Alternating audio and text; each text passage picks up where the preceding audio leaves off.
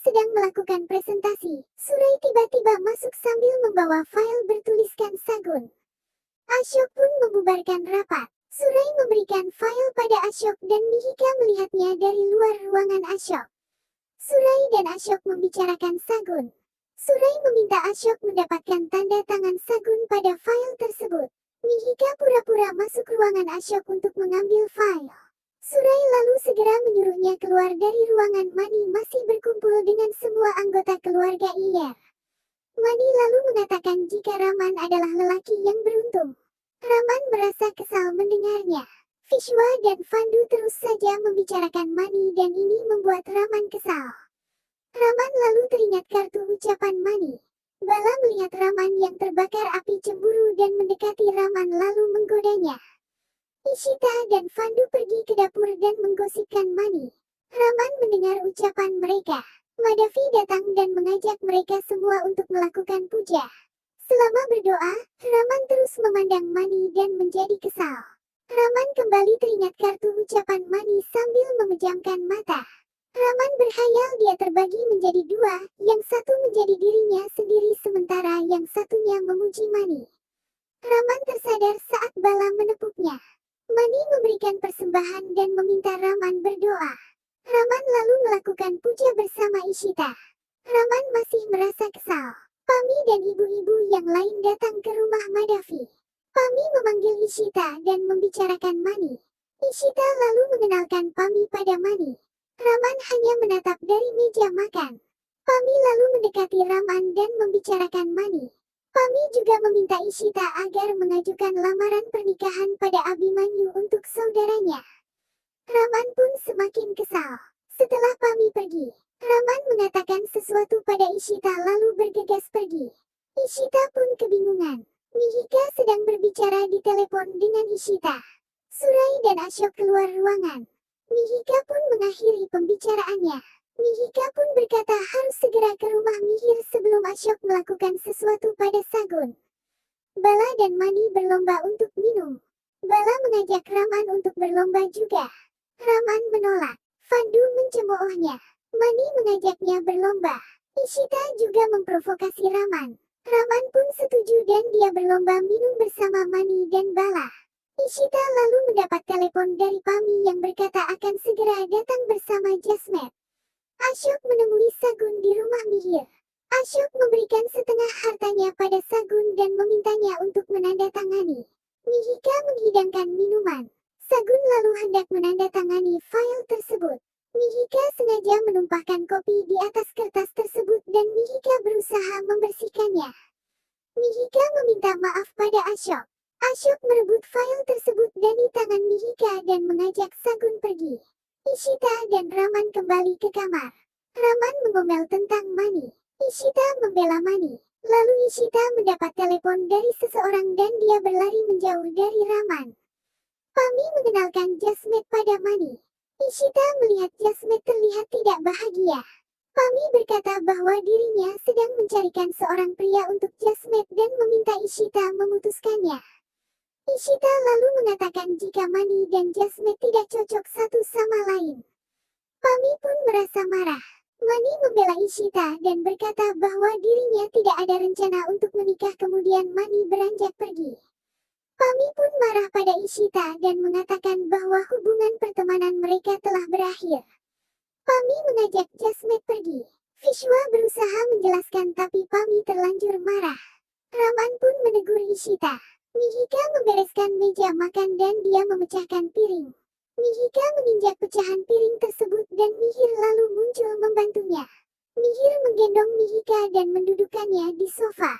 Mihir merawat luka Mihika.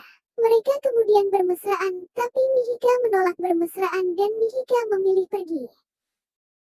Raman marah pada Ishita perihal Pami tadi.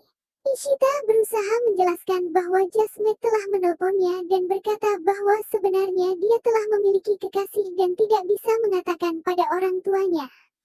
Ishita berkata bahwa penolakan tadi adalah permintaan Jasmet. Ishita berkata bahwa dirinya melakukan ini semua demi Jasmet. Usai berbicara kemudian Ishita bergegas keluar dari kamar. Mani, Bala dan Vishwa bermain kartu. Fandu menghidangkan kopi. Mereka semua lalu mengobrol. Ishita muncul. Mani menanyakan Raman. Vishwa meminta Mani untuk menginap. Raman sedang berbicara sendiri di dalam kamar. Dia merasa sakit perut. Ishita lalu datang dan Raman mengambil laptopnya. Ishita mengambil baju dan berganti baju menuju toilet. Setelah berganti baju, Ishita masuk kembali dan mencarikan obat untuk Raman karena Raman sedang melilit kesakitan. Mani sedang berbicara di telepon dengan Murli di halaman depan apartemen. Ishita melihatnya dan Mani juga melilit kesakitan. Ishita menghampirinya dan berbicara padanya. Saat Ishita hendak berbalik pulang, dia tersandung dan saat itu tiba-tiba mati lampu. Mani membantunya berdiri lalu mereka berdua mencari tempat duduk. Raman keluar kamar mencari Ishita dan mencari obat sambil mengomel. Raman lalu ke balkon dan melihat Ishita sedang ngobrol berdua bersama Mani. Mani mengobrol dengan Ishita dan membicarakan Raman. Raman sudah turun ke lantai dasar dan mendengar pembicaraan mereka. Raman pun mengomel sendiri. Raman lalu mendatangi Ishita dan Mani. Ishita berusaha menjelaskan bahwa Mani juga merasakan sakit perut. Mani juga membela Ishita dan memujinya. Tiba-tiba lampu pun hidup. Raman kembali ke dalam dan mengomel lagi melihat Ishita dan Mani. Romi datang dan Ishita mengenalkan Mani padanya. Mani melihat Romi sedang mabuk tapi Romi tidak mengakuinya. Ishita berkata jika Romi mabuk maka Romi harus tinggal di luar rumah. Raman muncul dan melihat Romi yang sedang mabuk. Raman pun menamparkan Romi dan mengejutkan Mani serta Ishita. Raman mengusir Romi untuk tidur di luar rumah karena tidak menghargai tradisi. Romi pun pergi. Raman lalu masuk ke dalam rumah dan menutup pintu. Ishita berkata pada Mani bahwa dirinya akan mengambilkan kunci mobil untuk Romi agar Romi bisa tidur di dalam mobil. Surai berkata bahwa Ashok telah gagal. Ashok menjawab bahwa Mihika telah menggagalkan rencananya. Surai pun berkata bahwa mereka harus merencanakan cara yang lain agar Sagun mengatakan tidak pada pernikahannya sendiri. Pagi harinya, Ishita sedang memasak dan tengah berbicara dengan ayah mertuanya. Tuan Bala menyuruh Ishita meminta bantuan Simi. Ishita berkata bahwa Simi sedang sibuk dengan anaknya. Raman muncul dan melihat Ishita. Tuan Bala meminta Ishita mengundang Mani pada saat hati Ishita berkata akan mengundangnya. Raman menghentikannya dan berkata bahwa dirinya lah yang akan memanggil Mani dan meminta Ishita untuk tetap bekerja.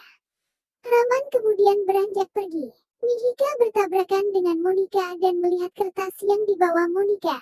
Mihika bertanya apakah Monika akan ke Eropa. Monika mengiyakan dan berkata dirinya dan Ashok akan bepergian ke Eropa. Mihika bertanya kapan mereka akan pergi. Monika menjawab segera. Mihika mengucapkan selamat pada Monika. Mihika pun tersenyum. Ishita berkata pada Romi agar jangan terlambat makan. Romi berkata bahwa dirinya tidak lapar. Ishita bertanya mengapa Romi merasa kesal pada dirinya. Romi diam saja dan beranjak pergi. Mihika sedang berada dalam rapat. Ashok tengah berpikir bagaimana Mihika bisa menjatuhkan minuman pada filenya. Ashok lalu mengambil kopi dan menumpahkannya ke atas ponsel Mihika. Ashok pun meminta maaf. Mihika berkata bahwa ponsel itu hadiah dari Mihir. Ashok berkata akan menggantinya dengan yang baru. Mihika diam saja dan bergegas pergi. Romi berbicara di telepon dengan Toshi. Romi berkata bahwa dirinya sangat merindukan sang ibu dan memintanya untuk segera kembali. Raman dan Ishita mendengar semua aduan Romi. Romi lalu memberikan teleponnya pada Ishita. Ishita lalu berbicara dengan Toshi. Beberapa saat kemudian Ishita mengembalikan teleponnya pada Romi. Ishita lalu menyalahkan dirinya sendiri atas apa yang telah terjadi berkaitan dengan Pami. Raman memintanya untuk tidak khawatir karena dirinya yang akan berbicara pada Toshi. Saat pemujaan, Ishita pingsan dan mengeluarkan darah dari hidungnya. Raman membawanya ke rumah sakit. Petugas rumah sakit mengatakan jika sedang terjadi mogok kerja dan Raman pun memarahinya. Mani menelpon seorang dokter dan berkata bahwa keadaan darurat. Mihika menemui Ashok di ruangannya. Dia mengembalikan hadiah ponsel dari Ashok. Asyok sedikit menghinanya tentang Mihir dan kemudian meminta Mihika menerimanya. Tiba-tiba Sagun masuk ke ruangan Asyok saat Asyok memegang tangan Mihika. Asyok bercerita bahwa dirinya telah merusak ponsel Mihika dan sekarang Mihika menolak pemberiannya sebagai pengganti ponsel yang rusak. Sagun pun memaksa Mihika menerimanya dan memuji-muji Asyok. Mihika kemudian bergegas pergi. Mihika lalu kembali ke ruangannya dan menerima kabar tentang Ishita. Mihika segera bergegas pergi. Raman menanyakan keadaan Ishita pada perawat dan kembali marah saat perawat mengatakan jika dokter yang akan mengatakannya. Dokter keluar dan meminta Raman untuk tidak berteriak-teriak marah tapi Raman masih saja marah. Mani pun mencoba menenangkannya. Mihika mengetuk bajai tapi tidak ada yang berhenti. Tiba-tiba mobil Asyok mendatanginya dan Sagun memaksa mengantarnya ke rumah sakit. Romi berbicara dengan resepsionis rumah sakit yang memintanya menulis usia dengan benar. Raman datang dan memarahinya. Romi pun berontak dan balik meneriakin Raman. Tuan Bala lalu melarang mereka. Mani menerima panggilan dari seseorang dan pergi keluar halaman rumah sakit. Mihika datang dan Asyok melihat Mani yang tampak akrab dengan Mihika. Asyok turun dari mobil dan menghampiri Mani. Asyok lalu menanyakan tentang Ishita pada Mani. Mani mengatakan jika Ishita adalah sahabatnya dari kecil. Asyok kemudian memanfaatkan keadaan ini dan mengatakan hal buruk mengenai Raman. Setelah selesai memaparkan segalanya, Asyok beranjak pergi. Mani nampak memikirkan ucapan Asyok. Madavi mendatangi rumah sakit dengan cemas. Mihika menenangkannya. Sementara di rumah Madavi, Ruhi menanyakan keberadaan Ishita pada Fandu. Fandu berkata jika Ishita berada di klinik. Ruhi juga menanyakan anggota keluarga yang lain. Fandu berkata bahwa mereka semua sedang mengunjungi kerabat mereka. Fandu memintanya tidur bersamanya. Ruhi pun pergi ke kamar. Fandu lalu menelpon Bala dan Bala tanpa melihat siapa yang menelponnya langsung saja mengatakan sesuatu. Fandu pun menyadarkan Bala jika yang sedang menelpon adalah dirinya. Fandu menanyakan keadaan Ishita dan Bala berkata akan menanyakannya pada dokter. Raman dan Mani menemui dokter yang merawat Ishita. Dokter bertanya tentang Ishita tapi Mani yang menjawabnya. Mani mengetahui Ishita dengan sangat baik. Dokter mengatakan bahwa seharusnya Ishita tidak perlu berpuasa karena penyakitnya. Dokter juga berkata bahwa Mani tahu segala hal tentang Ishita lebih banyak daripada suaminya. Dokter kemudian meminta catatan medis Ishita yang lama. Raman hendak beranjak pergi mengambilkannya tapi Mani mencegahnya dan memintanya menjaga Ishita.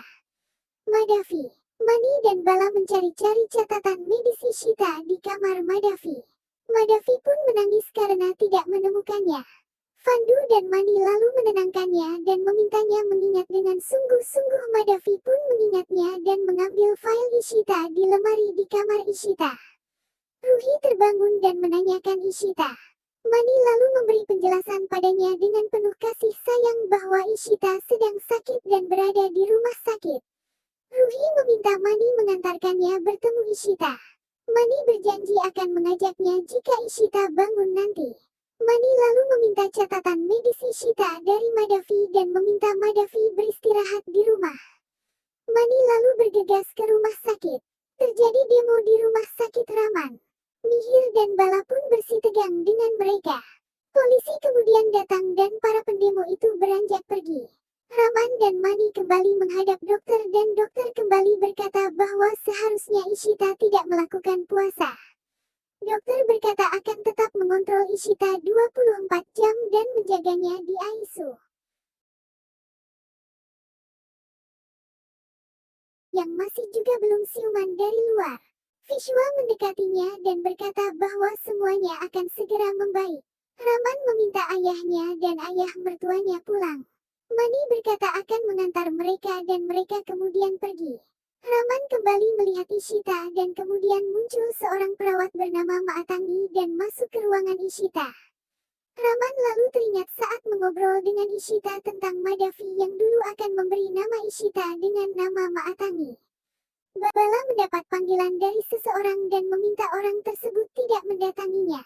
Usai menelpon, Bala merasa cemas karena terjebak dalam kondisi ini. Bala cemas bahwa Raman akan melihatnya.